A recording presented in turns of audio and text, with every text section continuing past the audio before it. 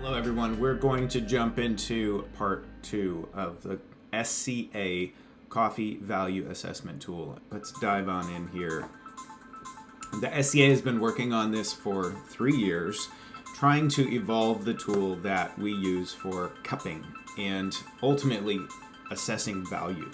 So it's going to take into consideration 4 different categories, all the things that you love about coffee, and really adding value or attributing value for a high resolution. Physical, descriptive, affective, extrinsic. So physical is going to look at, I'll let you read the screen.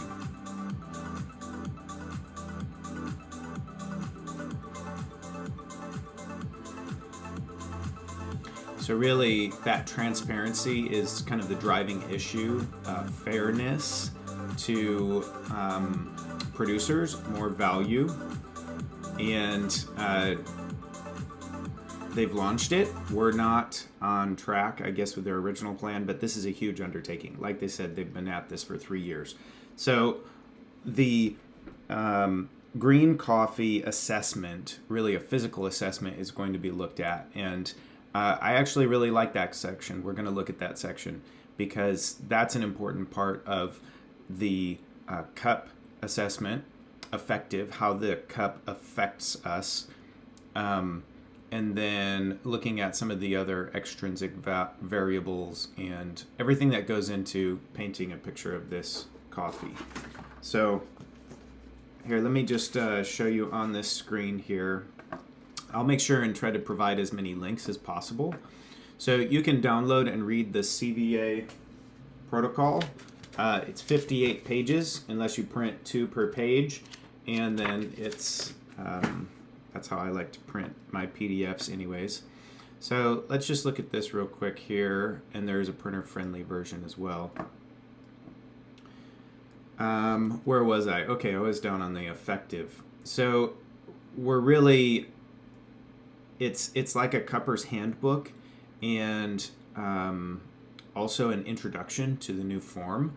So this is an excellent source document for anyone who wants to grow in their understanding of cupping skills, especially as it relates to the new CVA Coffee Value Assessment. We're taking into factors like country, region, name of the farm, co-op, all of this that wasn't necessarily a driving factor before in scoring and assessing coffee. We separated much of the grading information, the green coffee grading, as a pass-fail metric for green that then moved to a different assessment for the cupping. And so they're combining both the green and the cupping. It's a overwhelming undertaking. And so that's why it's important to look at all these things together. Now, if you do want to get involved, you can become a patron sponsor. I'm looking at those options potentially as a training community. I think that's good for How to Coffee Pro and for Rock Coffee. You can become an early adopter. So if you want to, check out the protocol, the forms, ways to engage for individuals, companies, we're really here on the expansion. And so they want early adopters testing and using this, and then they are asking us for feedback. So you can go ahead and check that out. Here, there's 3 different areas. The score calculator, I'm honestly not really sure how this is going to affect cupping scores. We've had this standard of 80 plus is specialty, but then when we start adding in some of the other variables, there's going to be a redefinition, and that's really why this is such a huge undertaking. So you can see up here this value assessment affective score calculator: fragrance, aroma, flavor, aftertaste, acidity, sweetness, mouthfeel, overall. These are classic non-uniform cups, defective cups. These are classic cupping form scores. So, but it's different where before here. So I just did a cupping this last weekend with my good friend Francis, and we were looking at Kenyan coffees. Before it was basically 6 to 10, and 6 was low. If you score 6, 6, 6, 6, 6 all the way across, it's below 80. If you score 7 all the way across, and 10, 10, 10, you're going to have a 79. And so this resetting this framework where everything is basically above 6 to 10, 6 being good and 10 being the unicorn, the impossible. Now we have 1 as extremely low, which might have been a 6 before. And so very low, moderately low, slightly low, neither high or low, slightly high, moderately high, very high, extremely high. So fragrance, aroma, flavor. This is, how do we judge this? This is affective. It's affecting me in a very high manner. Is that positive or negative? Fragrance we can have a very strong, extremely high fragrance of rubber and medicinal and defect, but that doesn't mean it's extremely high in quality. And so this is where we need to understand more about the cupping value assessment. That'll be my job as I research and read through this entire document. So I think after I read through the 58 pages, I can give a good feedback. If we score 5s all the way across here, it's adding up our score. 79. So 5 all the way through is basically like scoring 7 on the old cupping form. So if I would have scored 7, 7, 7, 7, 7, 7, 7, this is 10, 10, 10, that would be a 79. But now it's 5s all the way through, neither high or low. So that's just an average coffee, perhaps. Again, more research is needed here to understand. There's a physical extrinsic form, and so this is what I was talking about earlier, physical assessment. The physical assessment is basically a green coffee assessment. So I really like that this is a part of it. I hope more roasters, quality control people can continue to understand this, not just category 1 and category 2 defects, which would create a defect count and preclude this from being a specialty, but also the moisture and even the size. And so coffee sizing screens are seldom used, much less than would be beneficial for us. And then an extrinsic assessment as well for the country, region, farm, producer, variety, ICO number. This is kind of a traceability. The goal of this is create traceability and also to attribute and give credit where credit's due. Processing, processors, mill, type, size, attributes, sustainability, other. So you would fill out, sample number 857 would get a green assessment based on 350 gram sample of green. Likewise, sample 857 would get identity, processing, grading, sustainability, and other extrinsic attributes score. So 857, 857. And then there's the combined score. So the paper form looks like this, where we have, this is going to be coffee 857. So coffee 857 gets a whole page all to itself for the fragrance and the aroma, the flavor and the aftertaste, the acidity, the sweetness, the mouthfeel.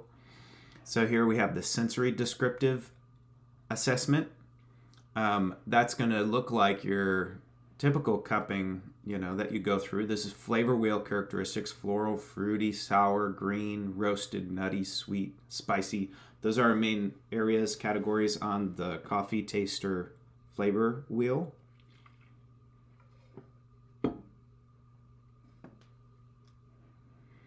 And then affective assessment. So that was for fragrance and aroma. So the intensity score is 0 to 15. So the affective is going to be that quality score. That's what we were looking at before. It wasn't clear on the digital, but it's clear on this paper. So these impressions of quality, that's the key there, impression of quality. So I have a 5 impression of quality. That would be like a 7 on the old cupping assessment form, SCA cupping form. Formerly 7 becomes a 5. So I guess that, puts us between like a 7 and a 9, or a 7 and a 5. Maybe one is like a 5. I'm just guessing here. I need to know the full background. Intensity is interesting, 0 to 15. So low, medium, high. We just have a big range to work with there. And then, we have taste, sour, sweet, salt, bitter, umami, added in with some of our aftertaste characteristics. Acidity, dry acidity, herby, grassy, tart, sweet acidity, juicy, fruit-like, bright. So they're giving us 2 acidities to choose from. Interesting, only 2. And again, intensity versus quality and sweetness. This has been something that a lot of people have wanted to see for a while, a sweetness intensity and a sweetness quality. Mouthfeel. Mouthfeel is very important, different types of mouthfeel. I think we could add more types of mouthfeel, but I guess we're trying to just create simplicity and then an overall. Okay. Are there non-uniform cups? Check the ones. Are there defective cups? Check those. And removing the sweet cups as a 1, 2, 3, 4, 5, now we have a sweetness indicator. Defects, if any.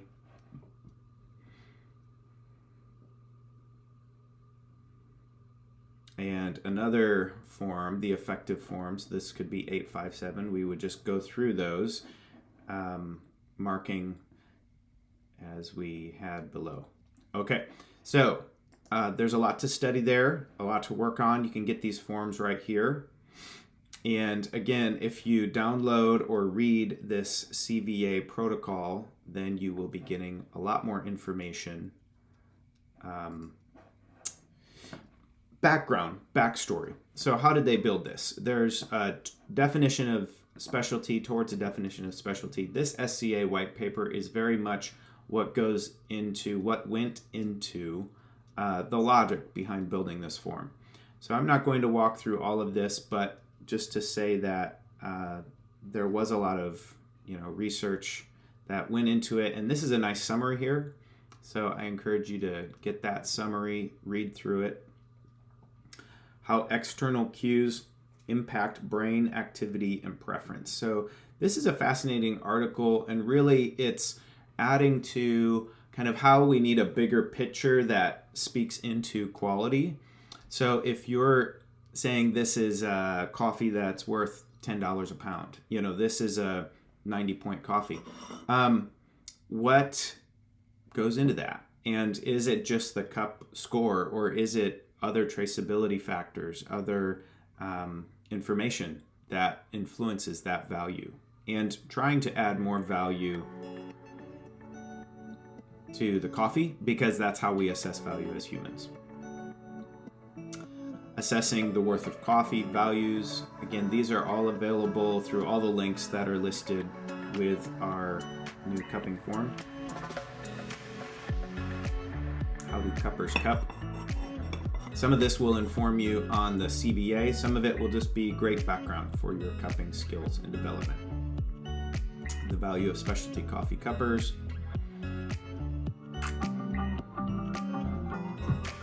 Understanding value in coffee.